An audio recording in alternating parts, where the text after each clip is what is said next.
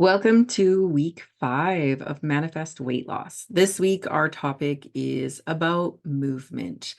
We hear the term eat right and exercise, and really it's the exercise realm we're talking about. And it's more than just exercise. So today we're going to be applying metaphysics principles in the world of exercise, movement, as a way to see it from a new perspective, seeing that it has a lot of benefits and it's more than just working out. So, this week, when we dive into movement, the reason that it's important to talk about it is because we have our body. Our body needs to move. Imagine just sitting on the couch 24/7. There is an impact on that. And so when we can incorporate any sort of action in our body, there's more than just the benefits of our physical body. There is a whole world that is impacted when we take action. So, in previous episodes, and I'll say it again, I love the idea of the quadrant that we are more than just our body. We have thoughts, we have emotions, and we have our non physical self, which is our spirit, observer self.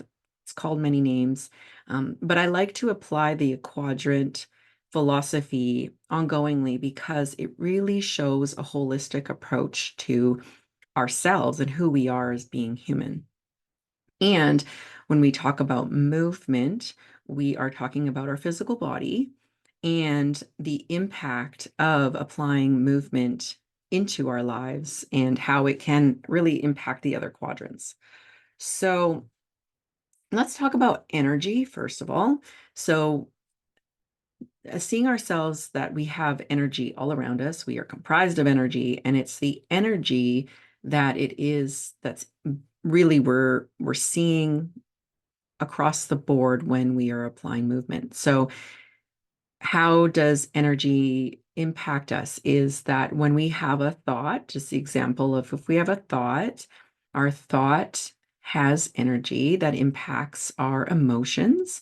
And so, if I have a thought of, I'm frustrated right now, that thought creates an emotion, which creates sensations in our body, which ultimately impacts our our everything and how we feel, our mood, the hormones that are released. So you can see the chain reaction, so to speak, when we have thoughts.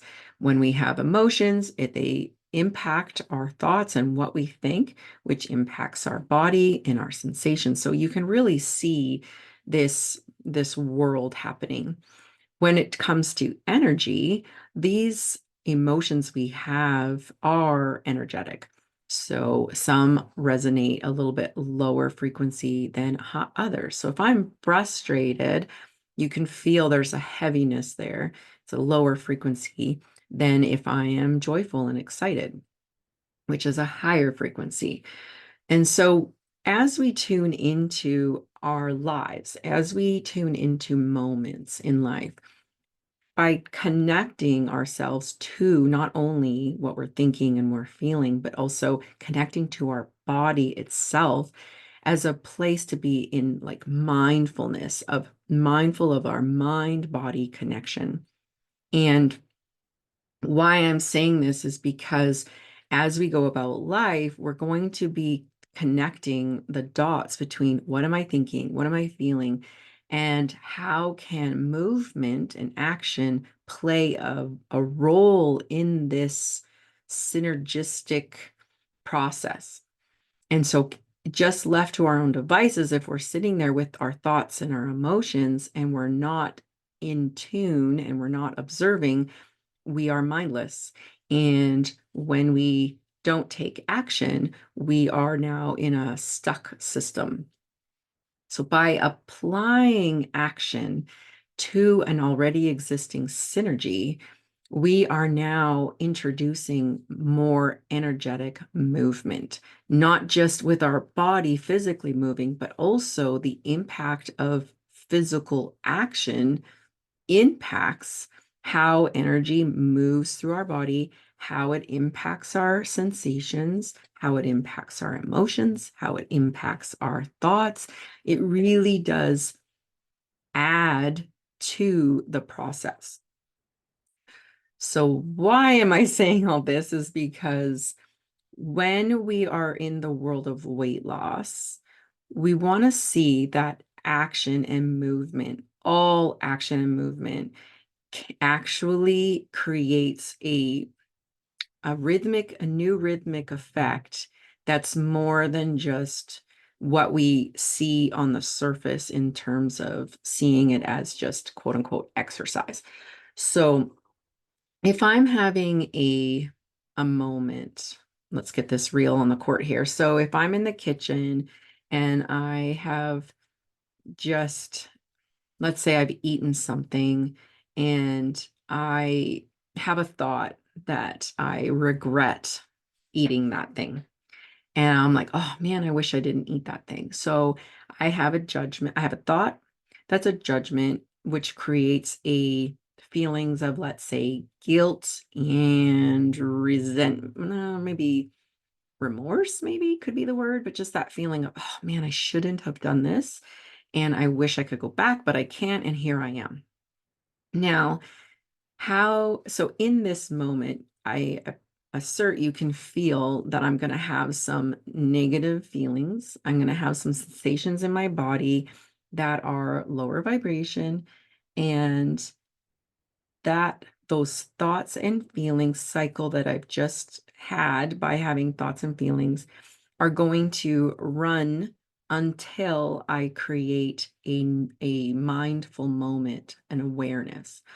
So if in the moment I can stop and go, oh, wait, hold on, I ate something, I'm feeling something, I've caught it. I've caught the feelings of guilt, and so now in this space of awareness, I can choose to do something about this, which is amazing, first of all. And I've talked about it in week 4 about really that how awareness plays a key role into our weight loss journey.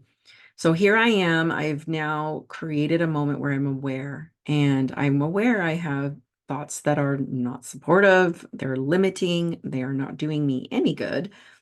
What can I do about it? How can I move that needle? How can I get off of this moment?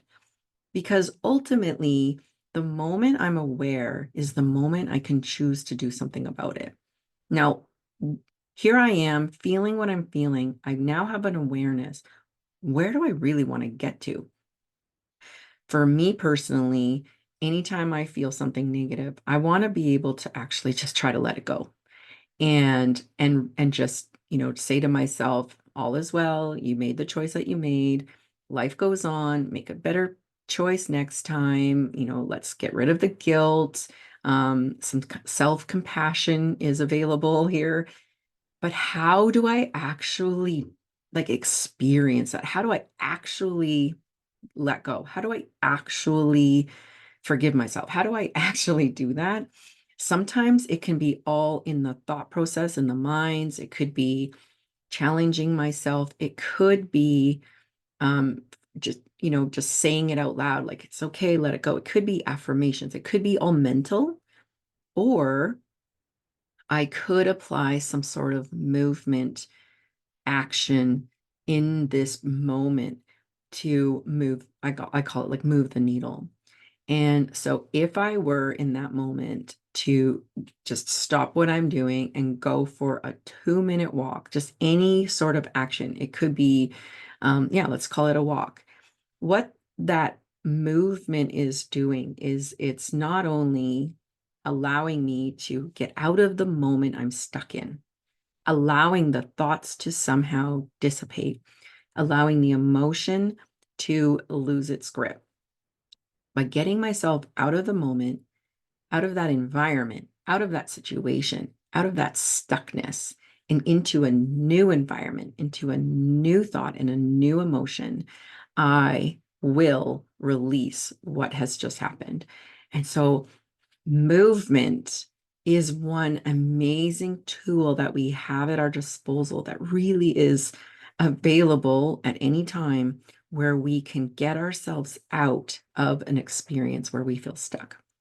Now, whatever the movement is for you is for you to see for yourself. I'm not here to tell people what to do, but I'm just here to provide thoughts and experiences for people to see something newly and apply it to their lives and see what fits. So what kind of movement is available is it's endless. What's easy is just to go to another room or to get up and do jumping jacks or like honestly anything. Could be silly, but some people love yoga, some people love dance, some people love dancing to music, etc. So I think you get the idea that we're choosing in that moment to apply action is to just get out of the experience, do something else. The idea of action is also as you do action, you're expelling or expending energy, literally. And so when we have frustration or guilt or frustration, any vibration that's lower, it vibrates at a lower frequency and it is kind of a sluggish energy, and it can be a little bit more tricky to get out of, but so the more we can create some sort of habit or ritual or routine of which action does us the most justice, then we can then call on that in those stuck moments. So for myself, just having the ritual of going for a walk with the dogs in the morning has been a response that I've created so that now it's such a habit. It's so easy and effortless. It doesn't take any thought anymore. And it did when I first started. But I'm at a place now where it's like it's such ingrained in my daily habit that if I said to myself, I got to get out of the house, it's very automatic that I would just grab the dogs and go for a quick little walk. And the dogs know about it. They know their routine. And so it's been something that I've cultivated over time so that when I need it, it's right there and it feels second nature. So asking yourself, what could be those 5-minute activities, actions that work for you in your life? And so as you're hearing this, is there something popping up for you? It may not be walking it at all, and that's fine. If someone has bad knees and walking has never been a positive experience, then that might not work for you. And it could be just going to another room or making a tea or like doing dishes, like we're talking any action, anything that moves our body and we apply it with intention is going to be the benefit. And really why we're taking on action this week is because as you see or hear the conversation about action, can you see that as soon as the body starts to move and that movement gets cultivated, you can see we're expending energy, which is really flowing energy through us. So we're moving the needle. It's almost like we're helping facilitate the wheel of life of the energy that's flowing through us. So the more we move, the more we're allowing energy to work through us and ultimately release and go away and permanent change, really. So energy is always flowing, and sometimes the energy can be kind of lethargic when emotions are heavier or thoughts are on our mind and we're unable to release them. It's like adding movement can really help release those stuck feelings, release those stuck thoughts, and cause a new space in our moment to really be created. So if we see life as a process of moments, and some moments are more intense than others, and it's in those intense moments that we're calling for a new way. We don't want to have that experience. And so it's really we're looking for and seeking, how do we move through this stuck moment so that we can have a better experience, so we can have higher emotions, more joy and laughter. And so movement can be that space where we create a new shift and transform the moment. In previous episodes, we talked about action and inspired, more appropriately, inspired action. And so as we connect to our bigger vision in life, so we're on this quest for weight loss, we have a vision of where we're headed. And I've said in previous episodes that we're here to remind ourselves ongoingly what it is we're up to, why we're creating what we're doing, why we're getting up in the morning and making that our biggest priority, so that we can ultimately have that manifest in our lives real time. So as we get connected to our vision, we take time in the day to meditate and ground ourselves into our experience of who we really are, get connected to our quadrants, and ultimately get connected to our higher self, which connects us to this vast, infinite, pure potential of energy that's around us. We call that the universe, source, God, whatever it is for you, so that we are co-creating this experience. And as we connect to this vision, we are ongoingly seeking we're seeking the action that is calling us forward to have that new life be in our lives. And that's inspired action. So if I'm, I'm wanting to work out, and I've been asking myself, I can feel myself like I want to work out more. And I had yoga for a bit, and it was just, I wasn't actually inspired. And then I had some visual pictures up on my board that I'd been looking at, and just staring at, and just really getting that that's what I want. What is the feeling I'm getting? And I kept getting these flashes of being at a gym, and just feeling the strength of a plank, feeling the strength of picking up heavy weights. Now, I'm like, really? A gym? Like, am I doing that? Oh man. Like, so in the first few bits, it wasn't inspiring at all. It was like, oh, because I have the past of being at the gym before. But as I kept meditating, as I kept visualizing, I kept seeing this flash. And so then I got an email from a local town near me that they had gym memberships for very, very cheap. And I got excited. I was like, whoa, I could check out the gym for really cheap. And somehow, some way, that message was inspiring. And so I knew to take inspired action. I was like, okay, I'm going to go there tomorrow. I'm going to purchase this trial membership and see. And I went, and what was wonderful about it was there was no one there, and I was able to check out the weights, and I just got this feeling of like, I need to be here. Now, what I love about this story is that I had a previous feeling about the gym that was kind of heavy and clouding inspiration. And yet, when I took inspired action and actually got myself to this gym, the inspired piece was literally in real time.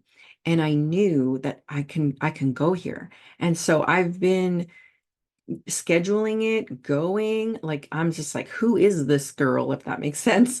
Because I had these thoughts that were different than what was pulling and guiding me. So we can still have thoughts and feelings and take inspired action. So my inspired action was really going against what I was thinking and feeling. And yet I was having these other feelings at the same time that were guiding me. And so here I am going to the gym, even though some thoughts are, ugh, the gym, really? And yet I'm going to the gym and I'm inspired. And so you can see the complexity of human beings as we can have thoughts and feelings and still take inspired action to have us get what it is we're ultimately manifesting. And so what's really pulling me to the gym are my visions? Are my sitting with my visualization, seeing myself already having the experience I want? That's what's getting me to the gym, not my thoughts and not my feelings. So, what we're listening for is inspired action. When I get that feeling of like, ooh, that's interesting, that's when I take action. So, I'm not going to take action on my thoughts and my feelings that are like, really, Jim, are you kidding me? That thought and that feeling would have me delete the email. I am not taking that action because that's not inspiring. But when I get inspired about leaning in and feeling the like, ooh, gym membership, that's cheap, that's interesting, I'm intrigued. That is a inspiring feeling. I took action that way. And that's what's got me to the gym, actually doing the workout. So you can kind of see how tuning in to the feelings you have inside and connecting to your vision is all in service of the future that we're creating, and that's what we're listening for. So, how do we tune ourselves to be able to hear what fits and is not is can we incorporate times in our day where we can slow down, tune inward, connect to our feelings so that we can listen and hear where we are to be guided. Imagine if the guidance comes as a whisper. Like, can you see then if it's coming in as a whisper, you would need to lean in and kind of have everything quiet.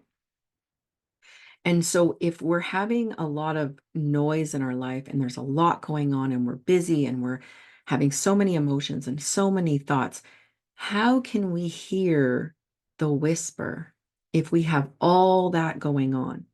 So if we can cultivate even 5 minutes of our day where we can carve quietness, where we can tune in, where we can be with our vision, where we can be with where we want to be, what we want to experience, get connected to those feelings, having that be the space we're cultivating. It allows for a greater space in our realm so that the thoughts and the feelings that we may experience and the noise and the people and the life and the busy is kind of then pushed away a bit. And we can give ourselves that breathing room to then lean in, listen, hear the whisper, tune in to the subtleties that the universe is providing always, taking moments where we can observe our environment for messages. Hearing, being aware and observing when someone's talking to us and saying like, well, are they saying something that's supposed to guide me? Are they the ones going to give me a message? All of that is available when we can tune into ourselves and listen from observer mode and really be the witness of life and all that is to offer as co-creator. Now, the final thing is really like back to why having mindful movement in our lives. So mindful movement meaning intentional movement. So we've shared about going for a walk if we're needing a shift in energetic spaces, but also incorporating movement into our daily life, just like meditation, just like visualization. Can we schedule and create times where we are mindfully moving our body? In the world of weight loss, I've heard it many times, is that weight loss is created in the kitchen by the foods we consume, and strength and fitness is in the gym. So with that concept in mind, there are many, many benefits of moving our body more than just weight loss. And so if we're using movement alone only to lose weight, it's like only using one piece of the puzzle when there's really more to it. And so it's allowing for mindful consumption, which we spoke about in week 4, but also mindful movement as an added benefit to allowing our body to become stronger and ultimately that vehicle that we're using to get around this world. So in incorporating some sort of daily mindful movement is going to be adding to our lives. So it could be as easy as 5 minutes a day walking, and I'm sure you've heard it before, but it could be just things like parking a little further away from the shopping mall, taking a flight of stairs, like they could be like that, but it could be I am scheduling, 20 minutes a day, rolling out my yoga mat, stretching, but again, it's connecting to what do you feel? So going inward and talking with your body, seeing your visualization, what is calling you in terms of movement, and then leaning in that way. And then it's like, how can I make this a win for today? Especially if it's a new habit. Um, it can be kind of tricky to incorporate something new when we have an already scheduled life. It's like, how do you fit something new in? So giving yourself compassion and some grace for adding new to your life. But once you figure out what it is that is inspiring you, what movement is calling you, it is a lot easier to come from inspired action to fit it somewhere. So where, do you want it in the morning? Do you feel like it would fit you in the afternoon? Do you think it's something you would do before bed? Like, again, how does it make you feel? Sit with it. How does it feel for you? And then what do you think would get you there? Is it scheduling it? Is it calling a friend? Is it, what will get you to move the needle so that action is happening? The more we do it, the more we create habit, which helps with making it a lot easier, like I said before. So when do you want to do it? What it is you're doing? For how long do you want to do it? That's all on you because it's your life, it's your body, it's your experience, and it's your vision. So you know where you're headed. And it can be as little movement as just stretching to wanting to run the Ironman. It's all individual. Finally, it's about mindful movement. So mindful meaning while you're in movement, how aware are you? The more aware we are when we're in movement, but also intentional, allows for that movement to be almost like an expanded movement. So in metaphysics, we're talking about creating a vision and having things manifest. So if I'm going to go to the gym and I'm mindless and I just got my app and I know exactly what I need to do and I'm not even paying attention, I'm just kind of lifting the weights, that's fine. I'm there, I'm taking action. But I do feel like there's something critically missing that if I were to add it would make my workout and my time there so much more beneficial for my future self. And that's setting an intention. So as I open the door to the gym, being connected and fully present to why am I here again? What am I up to?